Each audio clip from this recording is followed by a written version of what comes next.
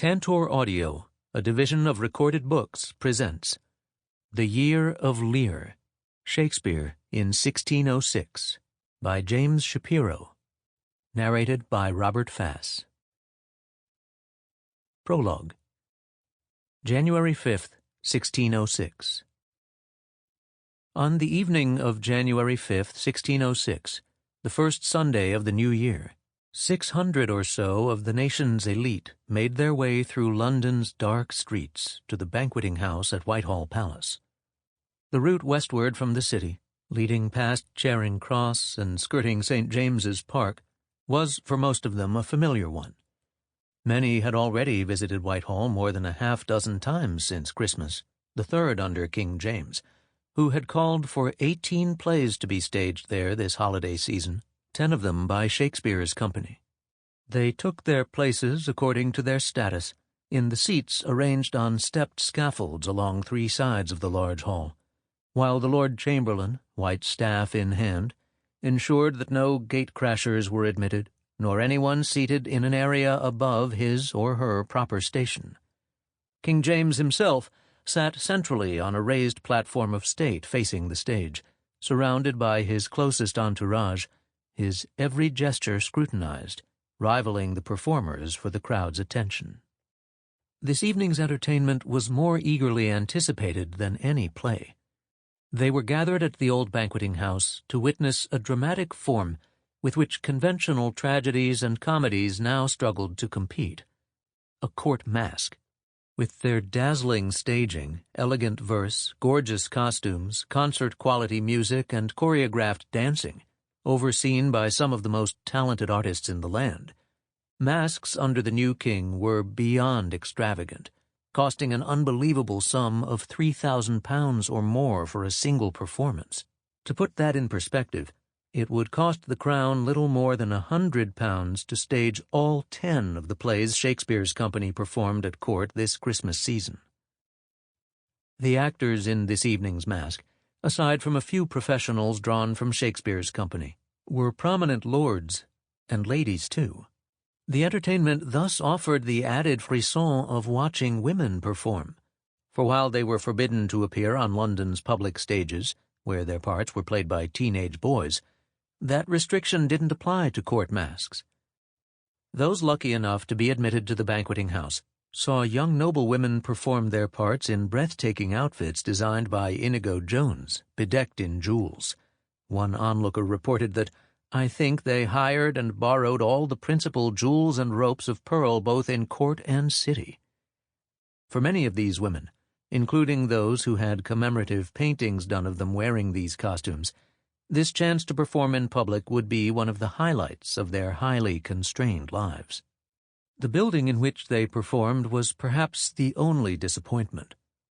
Back in 1582, when the Duc d'Alençon had come courting, Queen Elizabeth ordered that a temporary banqueting house be constructed in time for his reception.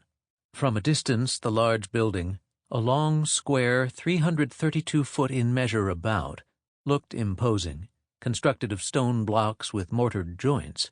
But as visitors approached, they would have seen that a trompe-l'oeil painting disguised what was actually a flimsy structure, built of great wooden masts 40 feet high covered with painted canvas.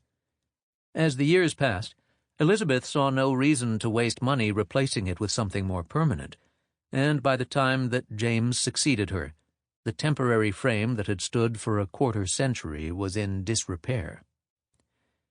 Shakespeare knew the old venue well, and had played there 14 months earlier on November 1st, 1604, when his last Elizabethan tragedy, Othello, had had its court debut. Over the years he had performed often at Whitehall and would have recognized many of those in attendance. We can tell from the impact this masque had on his subsequent work that Shakespeare had secured for himself a place in the room that January evening. There probably wasn't a better vantage point for measuring the chasm between the self-congratulatory political fantasy enacted in the masque and the troubled national mood outside the grounds of James's palace. Insofar as most of his plays depict flawed rulers and their courts, he may have been as intent on observing the scene playing out before him as he was in viewing the masque itself. The new king hated the old building. It was one more vestige of the Tudor past to be swept away. A few months after this masque was staged, James commanded that it be pulled down, and a more permanent, strong and stately stone edifice befitting a Stuart dynasty be built on the site. In the short term, while there was little he could do about its rotting frame, James could at least replace Elizabeth's unfashionable painted ceiling. She favored a floral and fruit design. He had it recovered with a more stylish image of clouds in distemper. King James was no less committed to repairing some of the political rot his predecessor had left behind, and this evening's masque was part of that effort. 5 years had passed since Queen Elizabeth had put to death her one-time favorite, the charismatic and rebellious Robert Devereux, 2nd Earl of Essex. His execution still rankled Essex's devoted followers, and their further exclusion from power and patronage under James had left them bitter and alienated. Essex had left behind a young son, now 14, who bore his name and title, around whom they might rally. Essex's militant followers had to be neutralized in order to forestall division within the kingdom. But James couldn't simply restore them all to favor, as he had with the most prominent of them, the imprisoned Earl of Southampton, even if there were enough money, offices, and lands to do so, for that would unsettle the balance of favorites and factions at court. And he couldn't imprison or purge them all either. That left one solution: binding enemies together through an arranged marriage. James would play the royal matchmaker, marrying off Essex's son, now a ward of the state, to Frances Howard, the striking 15-year-old daughter of the powerful Earl of Suffolk, who had served on the commission that had sentenced Essex to death. That evening's masque, intended to celebrate their union, doubled as an overt pitch for the political union of England and Scotland, a marriage of the two kingdoms that James eagerly sought, and knew that a wary Parliament would be debating later that month. Though he was now the most experienced dramatist in the land, Shakespeare had not written the masque, and had he been invited to do so, had said no. It would have been a tempting offer. If he cared about visibility, prestige, or money, the rewards were great. The writer responsible for the masque earned more than 8 times what a dramatist was typically paid for a single play. And on the creative side, in addition to the almost unlimited budget and the potential for special effects, the masque offered the very thing he had seemingly wished for in the opening chorus to Henry V: princes to act and monarchs to behold the swelling scene. That Shakespeare never accepted such a commission tells us as much about him as a writer as the plays he left behind. There was a price to be paid for writing masques, which were shamelessly sycophantic and propagandistic, compromises he didn't care to make. He must also have recognized that it was an elite and evanescent art form that didn't suit his interests or his talents. If this was a typical Jacobean masque, the evening's entertainment devolved into serious drinking and feasting after the closing dance. By then, I suspect, Shakespeare was already back at his lodgings, doing what he had been doing well into the night for over 15 years, writing. Or trying to. For the last few years, certainly since the beginning of the new regime, his playwriting wasn't going as well as it once had. The extraordinary productivity that had marked his Elizabethan years, where writing 3 or even 4 plays in a year was not unusual, now seemed a thing of the past. His sonnets and narrative poems were behind him. So, too, were 28 comedies, histories, and tragedies, though only 5 of these had been written since he had finished Hamlet at the turn of the century. Things had begun to look more promising with his first effort under the new king, Measure for Measure, finished by 1604, a darkly comic world of court, prison, convent, and brothel, starring an intellectual ruler who, like the new monarch, enjoyed stage managing how things worked out. But another fallow period followed. In the 3 years since King James had come to the throne, Shakespeare had written only one other play, Timon of Athens. With Timon, he went back to something that he hadn't tried since his earliest years in the theater, working in tandem with another writer. He co-authored this tragedy of a misanthrope, a play about extravagance and its embittering consequences in which the hero, if you can call him that, withdraws from the world and dies cursing, with the up-and-coming Thomas Middleton. It was a smart choice. Middleton, 16 years younger than Shakespeare, was already a master of those satiric citizen comedies to which sophisticated audiences were flocking. But if the version of that play published in the 1623 folio is any indication, their collaborative effort remained unpolished and perhaps unfinished. Young rivals may well have begun whispering that Shakespeare was all but spent, a holdover from an earlier era whose no longer fashionable plays continued to be recycled at the Globe Theatre and at court. One of the challenges of writing about so pivotal a year in Shakespeare's creative life is that he kept such a low profile, preferring to remain in the shadows. Unlike most other leading dramatists at this time, he chose not to write civic or courtly entertainments in praise of the king. And unlike other authors, he even demurred when it came to writing a dedicatory poem, the equivalent of modern-day blurbing, in praise of a fellow writer's play. The only act of literary fellowship on Shakespeare's part that we know of during these Jacobean years occurred after hours at the famous Tabard Inn in Southwark, favored by actors. There Shakespeare had cut or carved his name on the paneling, alongside those of Ben Jonson, his fellow actors Richard Burbage and Lawrence Fletcher, and, according to the anonymous writer who recorded this in the 1640s, the rest of their roistering associates in King James's time. His published work was certainly less visible.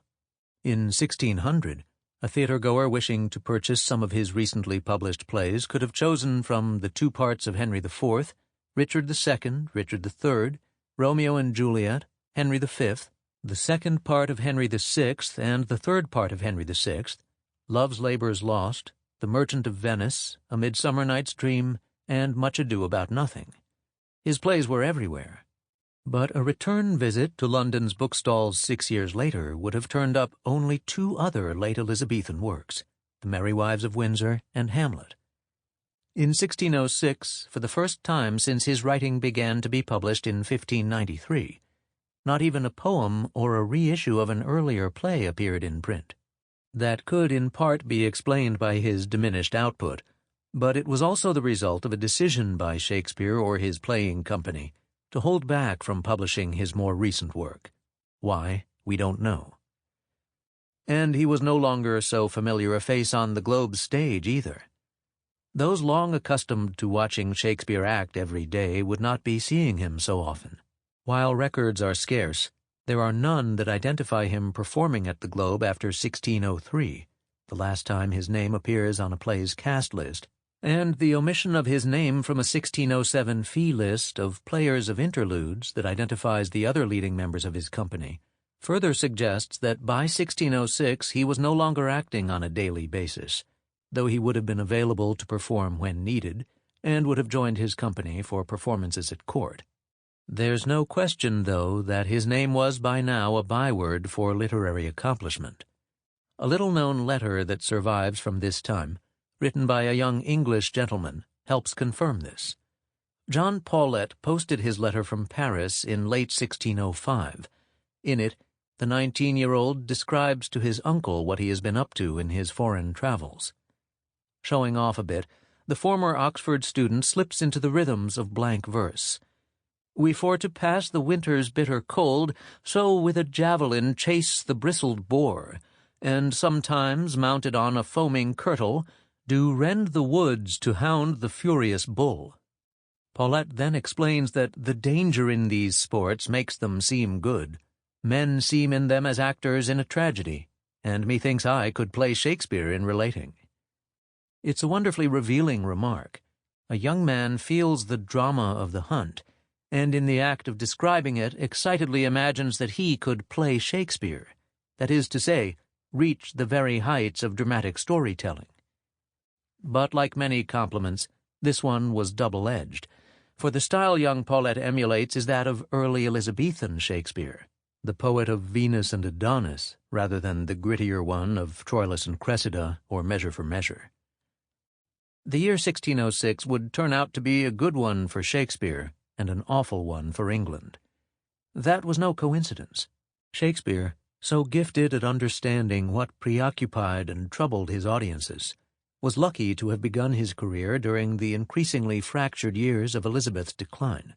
His early work had delved especially deeply into the political and religious cracks that were exposed as a century of Tudor rule neared its end.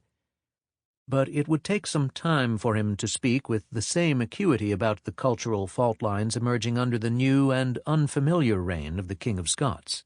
In the months leading up to that evening at the banqueting house, their contours were already becoming more sharply defined for him, and his steadier grasp of the forces shaping this extraordinary time would result in one of his most inspired years. Shakespeare turned 42 in 1606. In an era in which people lived on the average until their mid-40s, Shakespeare knew that he couldn't count on too many years left to write. In such plague-ridden times, who could? Though his parents had lived unusually long lives, only one of his 4 sisters survived childhood, and only one of his 3 brothers made it to his 40s. As a shareholder in a profitable playing company and part owner of the Globe Theatre, Shakespeare had amassed a small fortune, most of it invested in real estate, including a leasehold interest in land on the outskirts of Stratford-upon-Avon that he had obtained for £440 the previous July, an outlay equal to what a Jacobean schoolmaster earned over 20 years. He had more than enough money to retire comfortably to Stratford, where his wife, Anne, who had recently turned 50, lived with their 2 unmarried daughters, Susanna and Judith. A decade had passed since the death of their only son, Hamnet, and Anne was now beyond childbearing years. Shakespeare's fortune would have to be passed on to the husbands that his daughters might someday marry. His recently acquired status as a gentleman would die with him, and the sword that went with that rank given away. But in 1606, Shakespeare wasn't ready to retire or rest on his past achievements. He still had more to say, and hadn't yet tired of the grueling writing regimen that had defined his life since his mid-20s. Not long after witnessing that masque, Shakespeare finished King Lear, which he had been working on through the autumn. Before the year was out, he would also write 2 more plays, Macbeth and Antony and Cleopatra. He had his own ideas about union, both marital and political, and about much else that was ignored or suppressed in the glittering display at court that evening, ideas that would shape these 3 tragedies. This book is about what Shakespeare wrote in 1606 and what was taking place at that fraught time, for the 2 are so closely intertwined that it's difficult to grasp the meaning of one without the other. Though it would have been impossible to tell from reading a contemporary account of that evening's masque, exactly 2 months earlier most of those who gathered to see it were almost killed in what we would now call a terrorist attack, one that had been prevented at the last moment. A group of disaffected Catholic gentry had plotted to blow up Parliament, kill the king and the country's entire political leadership, then roll back the Protestant Reformation begun under Henry VIII. Thousands of other Londoners would also have died in the explosion and ensuing fires. Remembered today as the 5th of November, the Gunpowder Plot, exposed in late 1605, reverberated powerfully through the ensuing winter and spring, when the captured plotters were tortured, tried, and then publicly executed. It's less well known that after the plot was thwarted there was a short-lived armed uprising in Warwickshire. The plot and its aftermath in the Midlands touched close to home for Shakespeare. Some of his neighbors were implicated, for his hometown abutted the safe houses where the plotters met, weapons for the intended uprising were stored, and a supply of religious items for the hoped-for restoration of Catholicism were hidden. Because nothing actually happened on that fateful day, only the plotters would suffer and die, the meaning of the 5th of November turned on competing narratives, especially on how well the authorities could succeed in getting the nation to imagine the tragic death of a monarch. Shakespeare, who understood such plotting as well as anyone, had been inviting audiences to imagine the deaths of kings and queens for his entire career, and would do so again this year. Shakespeare also grasped the dramatic potential of popular reaction to the plot, a maelstrom of fear, horror, a desire for revenge, an all too brief sense of national unity, and a struggle to understand where such evil came from. This, too, profoundly shaped the tragedies he was now writing.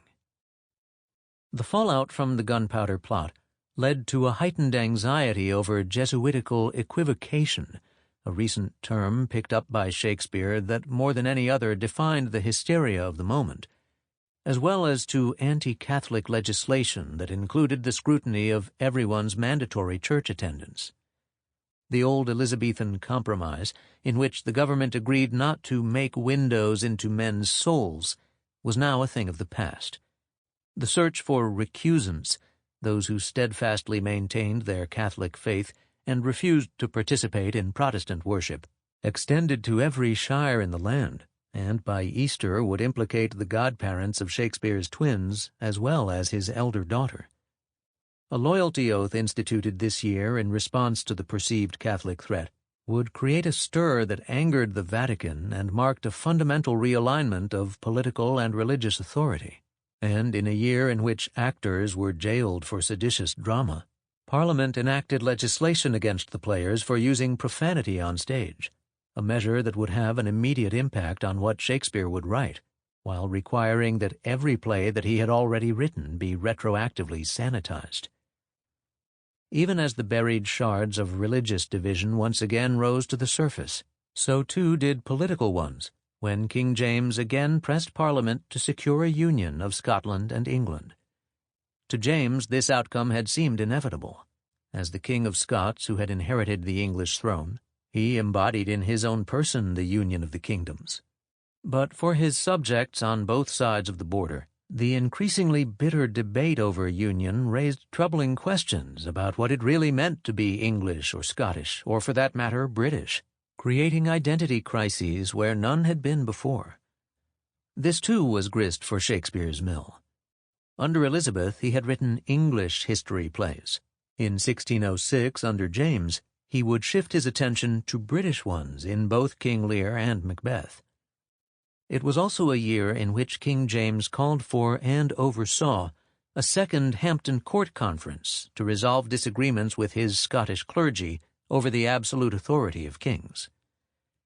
Much more would take place during these hectic months. Nearly eclipsed in all this was a Star Chamber investigation of faked demonic possession. England also experienced the first state visit of a foreign monarch to its shores in living memory. And in a year that witnessed a growing disaffection with their Scottish king and an increasing nostalgia for the late Queen Bess, Londoners would see their old queen dug up from her grave in Westminster Abbey, her bones dumped on top of those of her half-sister Queen Mary, and a new monument raised over them.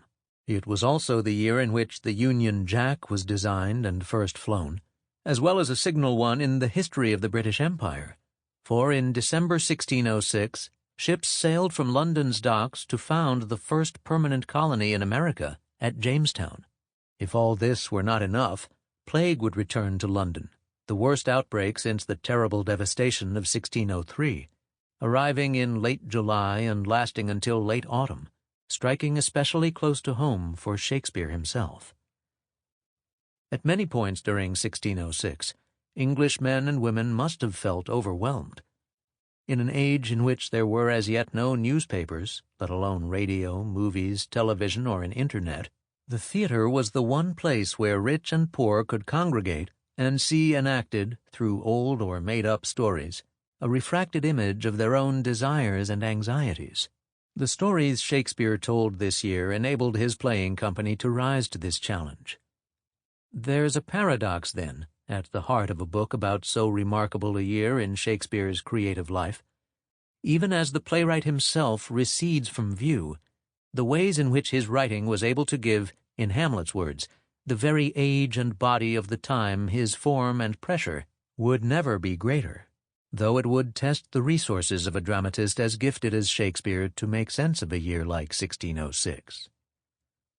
Another challenge faced in writing about this time in Shakespeare's life is that we still tend to think of him as an Elizabethan writer, even though the last decade of his career was spent as a king's man under James. I'm as guilty as anyone of having done so. It's a difficult habit to break. Try imagining a version of Shakespeare in Love that ends with a cameo appearance of the Scottish king rather than the Virgin Queen. His contemporaries certainly didn't think of him in this way. When Ben Jonson celebrated his rival's achievements in 1623 in his poem To the Memory of Shakespeare, he recalled how his plays had pleased both monarchs. Sweet swan of Avon, what a sight it were to see thee in our waters yet appear, and make those flights upon the banks of Thames that so did take Eliza and our James. It hasn't helped that modern historians, novelists, and filmmakers have so enthusiastically embraced the Tudors while mostly spurning King James, despite his reign's consequential legacy. Whether you admire James as Britain's most intellectual ruler, or dismiss him, as Anthony Weldon did in 1650, as the wisest fool in Christendom, it's hard to understand what a Jacobean Shakespeare was writing without a deeper knowledge of what life was like during James's reign. Compounding this problem, cradle-to-grave biographers have always tilted heavily toward the Elizabethan Shakespeare, given their interest in his formative experiences. Open any of their books to what Shakespeare was doing after James came to the throne in 1603, and there usually aren't many pages left to read. What the Jacobean Shakespeare was experiencing at one of the pinnacles of his writing career, which ought to matter hugely to those who study his life, is given short shrift, and biographers who have paused at 1606 often spend these pages fruitlessly speculating, based on gossip that circulated decades later, whether Shakespeare carried on an illicit affair with a handsome innkeeper's wife in Oxford. Having spent much of the past quarter-century researching and writing about Shakespeare's life, I'm painfully aware that many of the things I'd like to know about him, what his political views and religious beliefs were, whom he loved, how good a father, husband, and friend he was, what he did with his time when he wasn't writing or acting, cannot be recovered. The possibility of writing that sort of biography died by the late 17th century, when the last of those who knew Shakespeare personally took their stories and secrets with them to the grave. Modern biographers who nonetheless speculate on such matters, or in the absence of archival evidence read the plays and poems as transparently autobiographical, inevitably end up revealing more about themselves than they do about Shakespeare.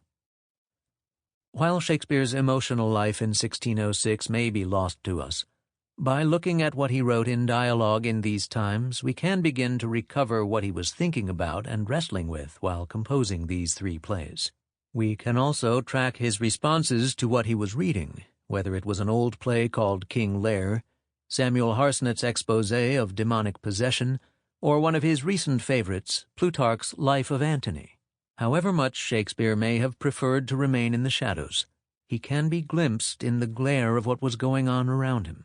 He can be spotted this year in his capacity as a king's man who appeared with his fellow players before the king at Greenwich, Hampton Court, and Whitehall, as well as in royal processions in his official role as a groom of the chamber, opportunities that offered him a privileged view of the court. To that end, the chapters that follow offer a slice of a writer's life, one that I hope will bring his world, and by extension his works, to life. The very richness of that cultural moment both impedes and enables this effort. To draw Shakespeare out of the shadows demands considerable effort and imaginative labor, for we need to travel back in time 4 centuries and immerse ourselves in the hopes and fears of that moment. But the rewards are no less great, for that richness, in turn, allows us to see afresh the tragedies he forged in this tumultuous year. 1. The King's Man. In the summer of 1605, John Wright began selling copies of a newly printed play called The True Chronicle History of King Lear, which had first been staged around 1590. Not long after, William Shakespeare, who lived just a short stroll from Wright's bookshop, picked up a copy. A few years earlier, Shakespeare had moved from his lodgings in Southwark near the Globe Theatre to quarters in a quieter and more upscale neighborhood on the corner of Silver and Muggle Streets in Cripplegate. His landlords were Christopher and Marie Mountjoy, Huguenot artisans who made their living supplying fashionable headwear for court ladies. The walk from his... Sample complete. Ready to continue?